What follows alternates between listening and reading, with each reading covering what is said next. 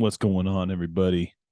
Today, I'm really excited because this is one of the most important shows I've done. Probably the most important. If you can get this right, then you can do anything you want in life. Before we jump in, just like to ask you to share the show out with somebody who needs to hear it. There's a lot of crazy stuff going on in the world right now, and we need to get some truth out to people and some good, godly perspective on life. So, if you would please share the show. And here we go. We're jumping into what it means to truly grow up. I've thought a lot about this for the last several years as I've gone on a personal development journey. And really, I think personal development is all about growing up. And I think as a child, we have an idea that growing up is getting to a certain age.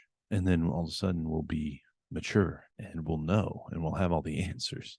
As you get older and older, you're like, yeah, I'm getting older, but I still feel the same, right? You kind of think when you're 18 that a 23-year-old is old, right? We used to make jokes about this guy on our baseball team that was 23. We called him Grandpa as a joke, right? 23 seems like such a kid to me now. When I think, when I think of a 23-year-old, I'm like, man, I think when I was at 23, how little I knew about anything. And so, you have this perspective, at least I did, that these grown-ups have everything all figured out. And the truth is everybody's winging it. Everybody is winging it through this life. Everything is figure outable, but everybody's winging it, right? Like some people had some people teach them the way, and I had many good people in my life teach me many, many, many good things.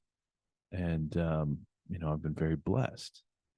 But what I've realized is as you're thinking about growing up is really about not an age. It's not oh, I got to 30 and oh, now I'm 40, midlife crisis or whatever. And I'm over the hill, right? At 40. It's growing up is about personal responsibility. And so I want to share with you a few of the things that I think help you establish whether or not you have truly grown up, because I've done a lot of thinking about this as I've met many, many different people and had an opportunity to kind of assess what type of mindset they have.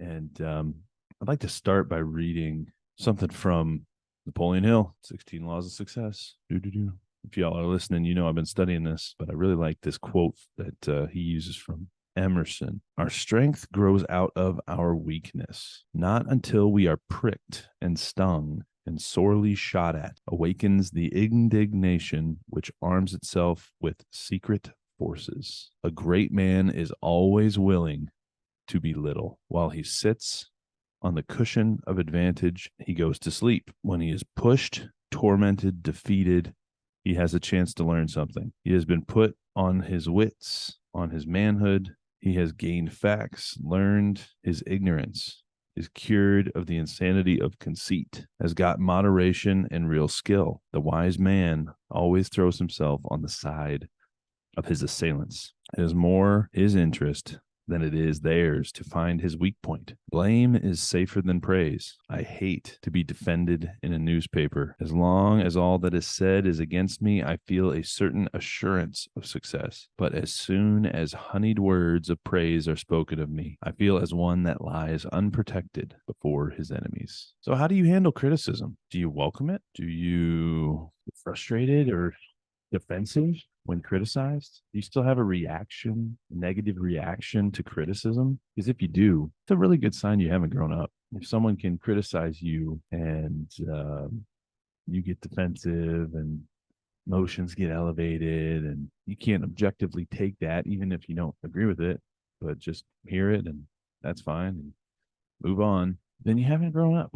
And as you go about life, you realize that all the things you really learn are through the hard times. Like you're really on a personal development journey and working to grow. All of the growth comes in the hard times. And if you're not used to it, it can be very uncomfortable. But the sooner you can embrace it, the faster you'll grow up. And if you haven't gotten there yet, I hate to break it to you, but you haven't grown up yet. One of the things I think has been a huge blessing on my growing up has been moving just out of happenstance. My family moved around quite a bit. I moved around quite a bit. I've moved like 14 or 15 times or something like that.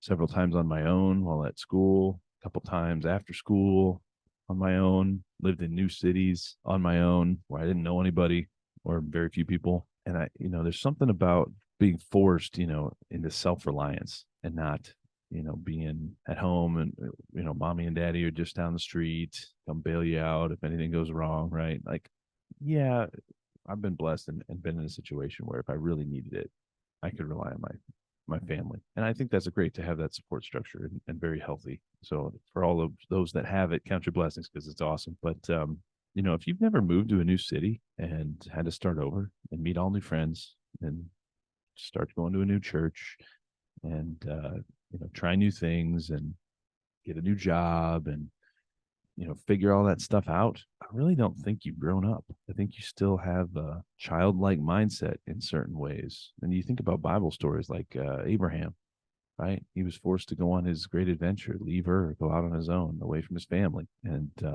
I think there's something to growing up that's associated with moving out on your own and having to be self-reliant, take personal responsibility. I think the same goes for travel. I mean, if you haven't left the United States or North America, you have very little perspective on anything going on in the world at all. And, I speak from a point of having not done that until my late 20s.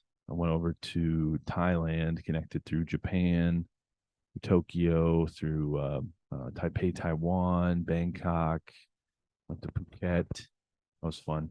Took another trip to Europe and I went the other way and been down to Mexico, been to Puerto Rico, some of those islands, but I've fairly limited travel, a little bit, Italy, Greece, Paris, France, England, did a little tour around, Europe, but for the most part, very little travel. And if you haven't traveled, you have such little perspective. You're missing out on how the world actually works, how people actually are in the world. I mean, there's 8 billion, close to 8 billion people. That number might be decreasing fairly rapidly, I'm sad to say. But yeah, I mean, if your perspective is only the 300 million people in the United States, then you're missing out on a lot of perspective that is helpful when growing up because you can't relate and really understand other people, which is a part of growing up, is being able to communicate, being able to relate, being able to have empathy, tactical empathy. Some of the biggest ones I think are these next three. If you're not married, and by married I mean you're living like a married person with someone, you're married in God's eyes. I get I've actually changed my perspective on marriage a lot because I personally don't think marriage has anything to do with any certificate with a state.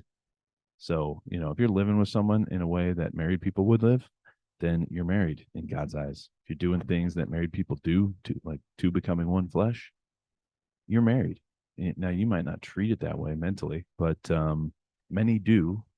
And, in my opinion, if you're dedicated to one another and only one another till death do you part, whether you stood up in front of people and said that or not, then you're married. And even if you're not dedicated, you're still married if you're becoming one flesh. So, yeah, I think the Bible's pretty clear on that. And quite frankly, if I could do it over again, I probably wouldn't have gotten a marriage license from the state. Why? Because there's really not that big or any tax benefits. And all it does is link you to another individual in ways that harm your finances down the road, basically signing the government's prenup automatically. So, little digression there, but marriage, if you haven't been married, then you haven't grown up.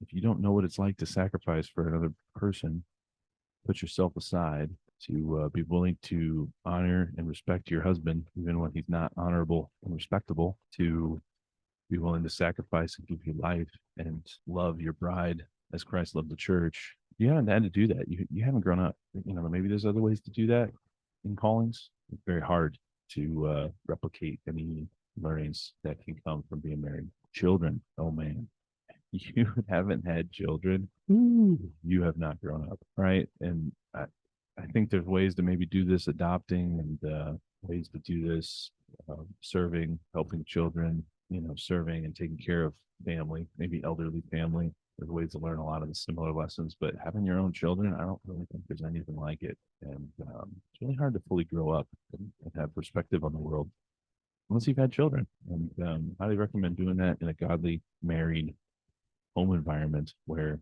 the parents are dedicated, because that's really how we change the world. Think about it. If you're frustrated with the world, well, one good strategy is let's live our lives how we want the world to be, and replicate that through our generations, right? So one of the best ways, actually probably the best way that we can change the world, is by having and raising godly children. So if you haven't thought about that, something to think about, because right now the world's needing healthy, godly children who are able to produce other healthy, godly children. And I'm sad to say that number might be rapidly decreasing with all the poison and crap that we're being fed, often without our knowledge. But having children has just grown me up in so many ways, and I'm sure when I have multiple children, God willing, I'll grow up even more. Starting a business or doing something entrepreneurial, I don't really think you can have perspective on the world around you without doing that. I went 30 years of my life without doing that. And I've learned more in the last 3 years than I learned in my first 30, I think.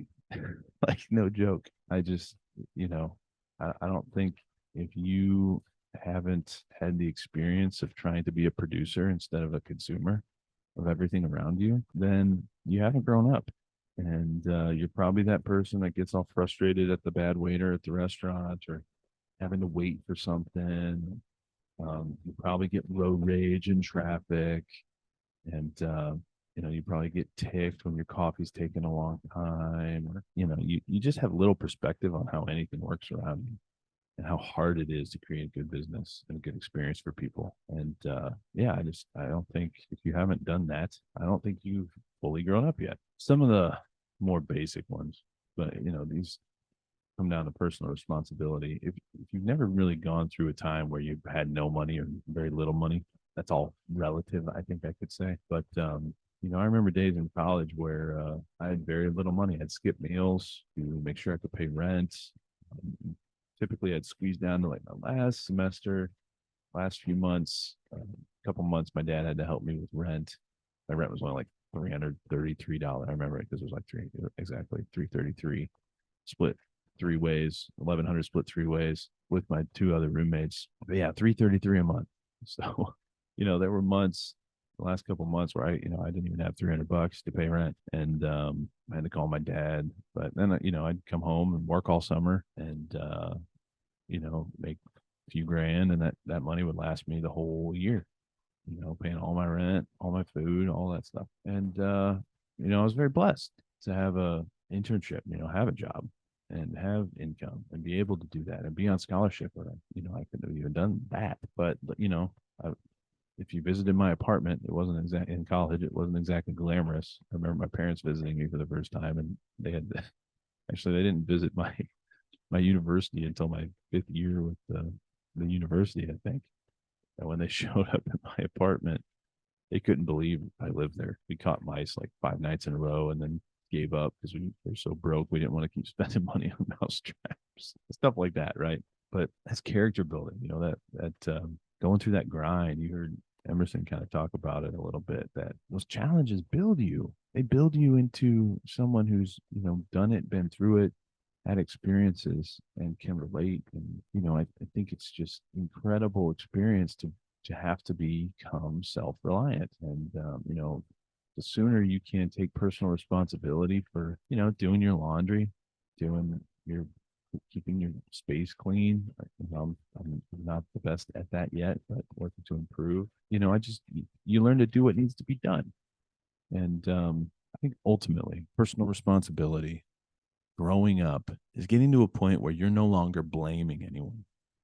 There's no more blame. And have accepted, you've embraced the fact that you control your circumstances, and the world around you is a reflection of you. And God is preparing you for whatever He has for you, good works that He's foreordained from the beginning of time. You actually trust it, and you can see that you trust it in your works and your behavior and your actions, because you're acting in faith, love, truth, and courage. And you're not blaming the world around you for, oh, woe is me, bad relationships. Oh, woe is me, I got fired. Oh, woe is me, bad situations. And I'm speaking right now from a state of being very blessed and thankful and grateful, gratitude. I'm marveled by stories like Job in the Bible, man who had everything and it was taken from him, and everyone around him was, not everyone, but many around him were telling him to curse God and die. And he had some friends trying to help him that maybe weren't that helpful. Some might have been, but the